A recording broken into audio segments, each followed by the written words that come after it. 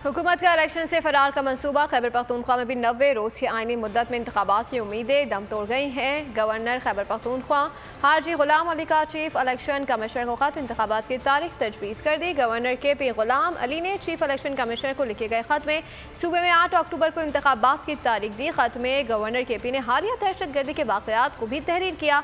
लिखा कि KP में रोज़ाना की बुनियाद पर दहशतगर्द कार्रवाइयों में इजाफा हुआ है, इसीलिए इससे कबल इंतखाबात कराना मुमकिन नहीं। खैबर पख्तूनख्वा के इंतखाबात भी 8 अक्टूबर को कराए जाएं।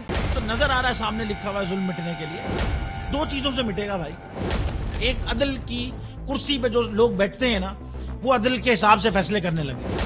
दूसरा, कौम निकल खड़ी उस जुल्म के खिलाफ, तो जुल्म खत्म हो जाएगा। या इन दोनों में से कोई एक चीज हो जाए या दोनों हो जाए। अगर 420 का मुकदमा था, उस वक्त अदलिया में जो लोग बैठे हुए केस देख रहे थे, वो पूछते ना यार चीट हुआ कौन है। जब उनको दिखता कोई चीट नहीं हुआ, केस खत्म कर देते। तो जालिम जुल्म कर ही नहीं पाता। 9 जजेस ने नोट बिफोर किया मेरे केस को यार, 1.5 साल चला।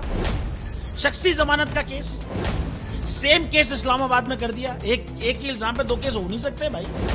मतलब 60 दिन का वक्त होता है। 102 दिन के बाद मैं जीत गया, केस बरी हो गया। 102 दिन के बाद अपील फाइल की, एक्सेप्ट कर ली। नहीं करते ना एक्सेप्ट, खत्म हो जाता ना जुल्म यार। भरी अदालत में मुझे बरी कर दिया, फिर पता नहीं क्या हुआ, 2.5 घंटे बाद का नोट बिफोर।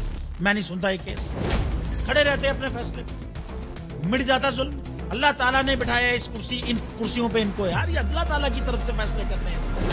तो या तो ये फैसले आएंगे, जुल्म मिट जाएगा, या कौम खड़ी हो जाएगी जुल्म के खिलाफ।